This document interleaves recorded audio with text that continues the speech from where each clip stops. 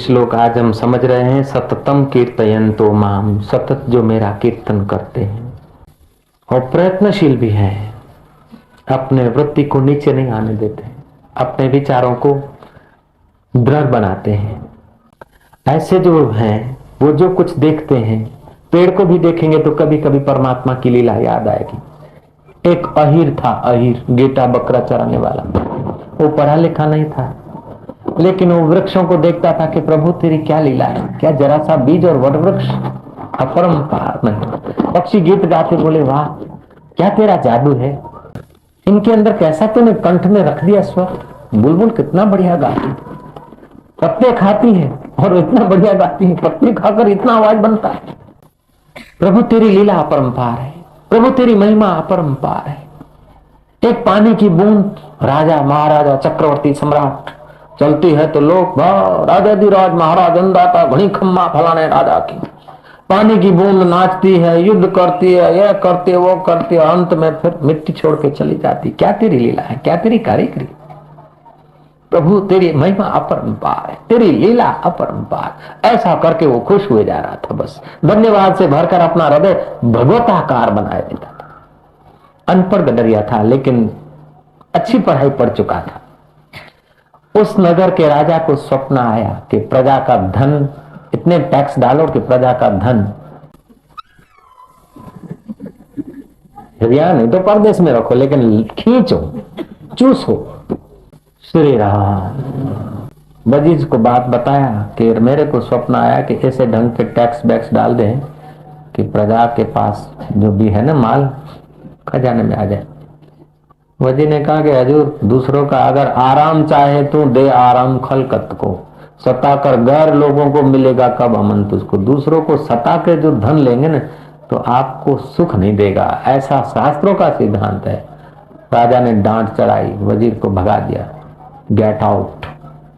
वजीर ने कहा भलू थे भागी जंजाल, आपने पाप में तो न पड़े। वजीर आ गया जंगल में, घूमता घामता कुटिया बांधने का इरादा कर रहा था। गडरिया को देखा, गडरिया से बातचीत किया कि ऐसा ऐसा राजा साहब के विचारों से मेरे विचार जरा कुछ नहीं मिले और मैं दृढ़ व्रता था तो राजा ने मेरा अनादर कर दिया। फिर कोई बात नहीं, भगवान के नाम पर नौकरी छूटी तो कोई हरकत नहीं, भगवान तो नहीं छूटे ना। गडरिया ने कहा तेरे राजा को जाके बोल कि गडरिया के चरणों में आ जा।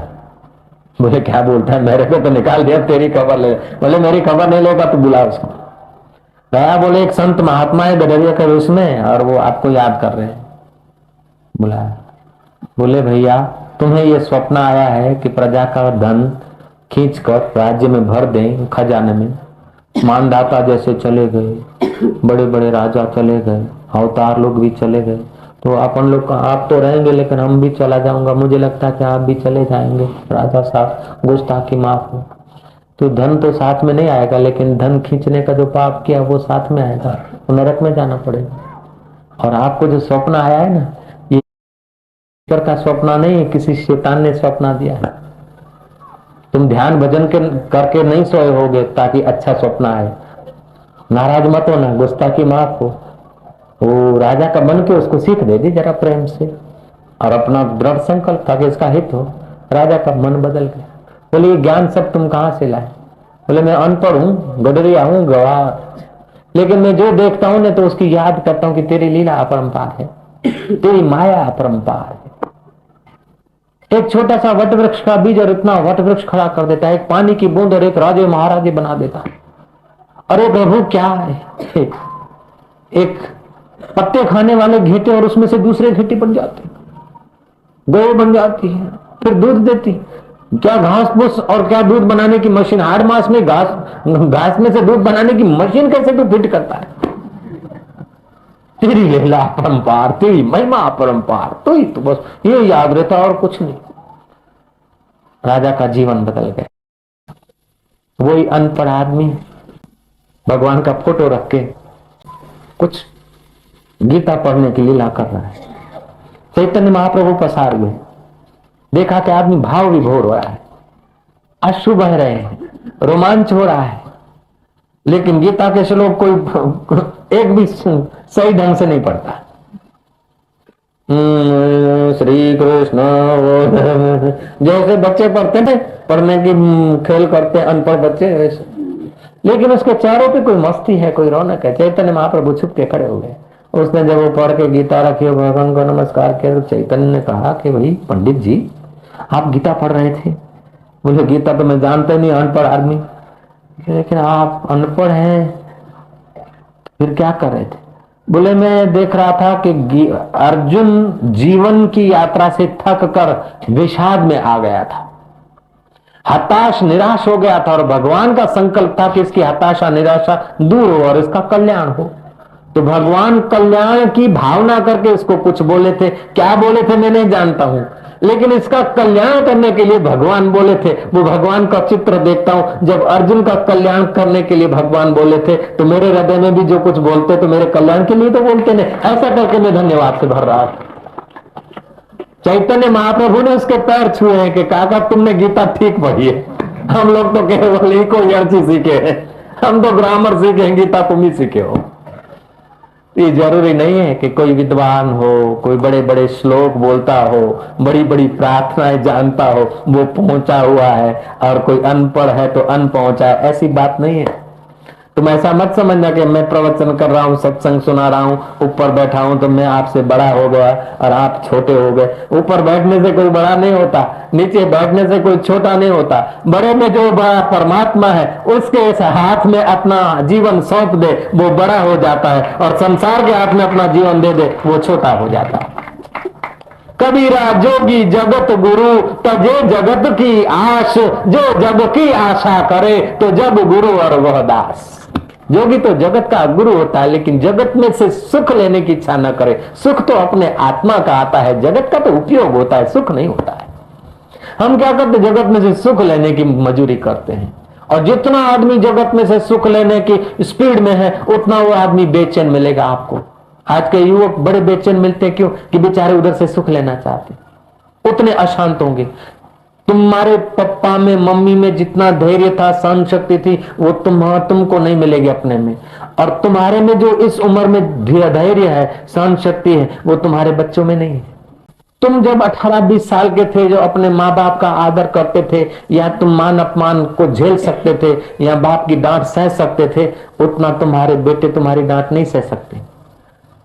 क्यों? कि बेचारे जगत के अधीन हो गए, बाहर आ गए, जीवन शक्ति क्षीण हो गई, सहन शक्ति नाश हो गई। तो जितना आप अंतर यात्रा करते हैं, उतना दृढ़ व्रता होते हैं, जितना दृढ़ व्रता होते हैं, उतनी अंतर यात्रा होती है। और जितना बाहर के जगत से सुख लेने की बेवकूफी बढ़ती है, उतना आदमी चंचल हो जाता है, अदृढ़ व्रत हो जाता है, मियाँ फुसकी हो जाता है, हृदय से कमजोर हो जाता है।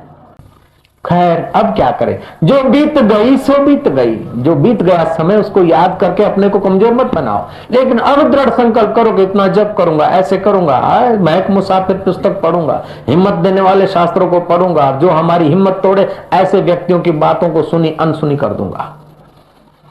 जो बीत गई सो बीत गई, तकदीर का शिकवा कौन करे, जो तीर कमान से निकल गई, उस तीर का पीछा कौन करे। बीती हुई कमजोरियों को याद मत करो, बीते हुए गुनाह को याद मत करो, छोड़ो कल की बातें, कल की बात पुरानी, इतना तो पिक्चर वाले भी जानते हैं। हिम्मत करो, दृढ़ता लाओ, तो तुम्हारे लिए कठिनाई नहीं होगी। एक बार भगवान बुद्ध हताश निराश होकर लौट रहे थे अपने घर को। सोचा कि यशोधरा का मुखमंडल छोड़कर मैं अरण्य में आया, अपने राहुल को एक दिन के जन्मे हुए बच्चे का त्याग करके आया, इतनी मेहनत की और भगवान मिले नहीं, क्या रखा, चलो वापस जाने के अदृढ़ विचार आ रहे थे, कायरता के। इतने में देखा कि एक कीड़ा फड़ के सहारे पेड़ पर चढ़ रहा है, हवा का झोंका लगा, गिर गया, फिर चढ़ा, फिर गिरा, फिर चढ़ा, सीधी चढ़ाई थी। महाराज वो 10 बार गिरा, 9 बार गिरा, 10वीं बार चढ़ गया। बुद्ध ने देखा कि ये कोई घटना नहीं, लेकिन संकेत है। एक कीड़ा भी अपना लक्ष्य नहीं छोड़ता, तो मैं इंसान अपना लक्ष्य छोड़कर फिर वापस नरक में जाऊं? हाँ, कौन भी ये नहीं हो सकता। ये कौन सा उपदा जो हो नहीं सकता, तेरा जी न चाहे तो हो नहीं सकता। छोटा सा कीड़ा पत्थर में घर करे, इंसान क्या दिलबर में घर न करे। ये क्या बात करते? आ गई दृढ़ता, मार दी छलांग और हो गए पार। अभी भगवान बुद्ध के नाम से पूजे जाते हैं। अदृढ़ होते तो महाराज न इधर के होते न उधर के होते।